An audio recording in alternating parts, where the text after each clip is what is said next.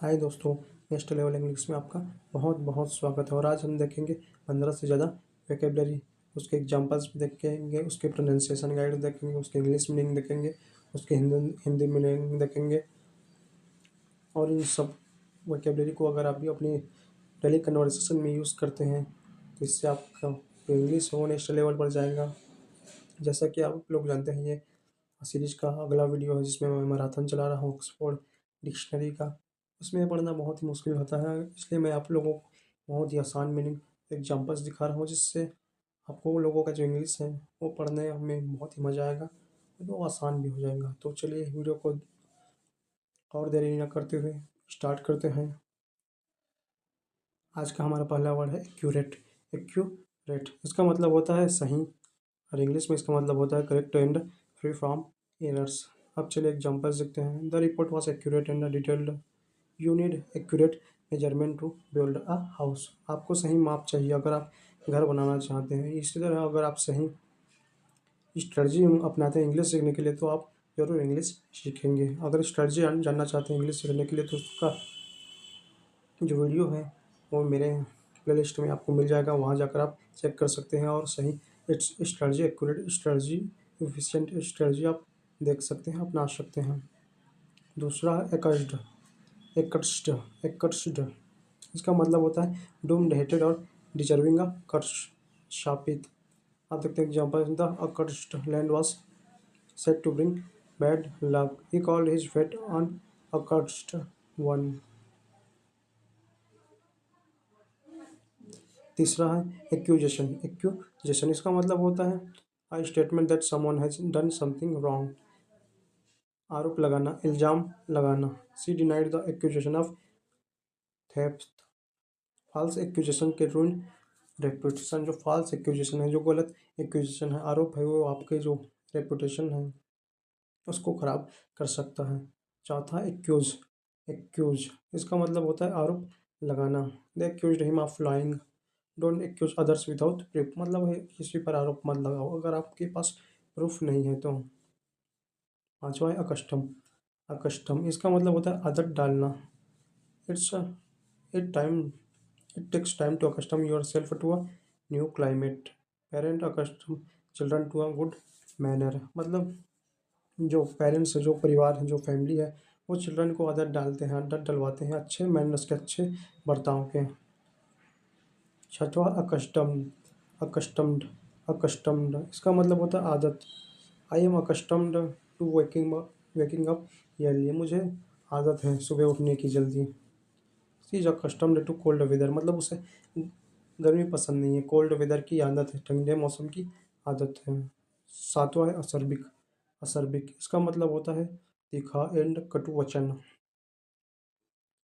Is acerbic comments hurt everyone. She spoke in acerbic tone, मतलब बहुत ही ज़्यादा tone तो उसका था, वो असर्बिक था, कटु था, तीखा था, रूट था, लोगों को बहुत ही ज़्यादा वो एब्यूजिव लगता था, मतलब उससे बहुत ही ज़्यादा लोग निराश हो जाते थे। आठवां एस। एस इसका मतलब होता है माहिर व्यक्ति या इक्का। Is an S pilot in the air force, मतलब बहुत ही माहिर है पायलट, मुझसे अच्छा चलाने आता है, और one of the most talented air force pilot. She scored on ace in the tennis match. आप देखते हैं नवा एक। एक इसका मतलब होता है दर्द, पीड़ा। My head x after long work. His art act for his lost friend, मतलब उसका जो हार्ट है, जो हृदय है, उसको पीड़ा हुई क्योंकि उसका जो उसने जो अपने दोस्त हैं, बेस्ट फ्रेंड, उसको लॉस कर दिया था, खो दिया था। 10वां अचीव। अचीव इसका मतलब होता है हासिल करना या प्राप्त करना। She achieved her dream of becoming a doctor. Hard work is needed to achieve your success, मतलब बहुत मेहनत चाहिए आपको सक्सेस अगर हासिल करना है तो। इसी तरह अगर आप इंग्लिश सीखना चाहते हैं तो प्लीज़ मेहनत कीजिए, आप ज़रूर अपने जो गोल है, जो टारगेट है, उसको अचीव करेंगे। 11वां है अचीवमेंट। अचीवमेंट इसका मतलब है उपलब्धि, सफलता। Winning the medal was a great achievement. Every small achievement builds confidence. Achievement चाहे छोटा हो या स्मॉल हो, छोटा हो या स्मॉल हो या बड़ा हो या बिग हो, वो आपकी जो कॉन्फिडेंस है उसको बढ़ाता है। इसी तरह आप धीरे धीरे वोकैबुलरी सीखते जाते हैं, शब्द अपने भंडार को बढ़ाते जाते हैं आप, तो आपका कॉन्फिडेंस बढ़ेगा और धीरे धीरे आप पहाड़ बना देंगे पूरा वोकैबुलरी का, और आपका वोकैबुलरी है जो कि बहुत ही एडवांस्ड हो जाएगा। 12वां है अकिलीज हिल। अकिलीज हिल इसका मतलब होता है कमजोर बिंदु या कमजोरी। His anger is his Achilles Achilles heel. Over confidence can be anyone's Achilles heel. जो अति आत्मविश्वास है वो किसी का भी कमजोरी साबित हो सकता है। तो आपको भी, अगर आप मेहनत कर रहे हैं तो अति आत्मविश्वास नहीं होना चाहिए अपना, इसको अकेले झील नहीं बनने देना चाहिए, और देखना चाहिए कि आप प्रैक्टिस करना चाहिए अगर आप सही में अच्छा कर रहे हैं या नहीं। 13वां है अकनॉलेज। अकनॉलेज इसका मतलब तो है स्वीकार करना, मानना। She acknowledged her mistakes, we must acknowledge the hard work of our team. मतलब हमको अपने हार्ड वर्क का जो टीम का है उसको स्वीकार करना चाहिए, मानना चाहिए, उन्होंने बहुत हार्ड वर्क किया है। 14वां है अकनॉलेजमेंट। अकनॉलेजमेंट इसका मतलब होता है आभार, आभार जताना, एक्सेप्टेंस और रिकॉग्निशन ऑफ ट्रूथ और gratitude. The company sent acknowledgement of my email. He give an acknowledgement speech after receiving the award. मतलब स्वीकार, आभार जताया, स्वीकार करने का स्पीच दिया। एकमी। 15वां है एकमी। इसका मतलब होता है शिखर या चरम सीमा, मतलब हाईएस्ट पॉइंट। अगर आप सभी का हाईएस्ट पॉइंट होता है, जैसे इंग्लिश में भी हाईएस्ट पॉइंट, आप 10-15 हज़ार वर्ड्स सीख जाते हैं तो आपके इंग्लिश है जो बहुत ही एडवांस्ड हो जाएगा। The artist reached the acme of his career. This building is the acme of modern design. मतलब हाईएस्ट पॉइंट बहुत ज़्यादा है, चरम सीमा है ये बिल्डिंग डिजाइन का। एकोलाइट।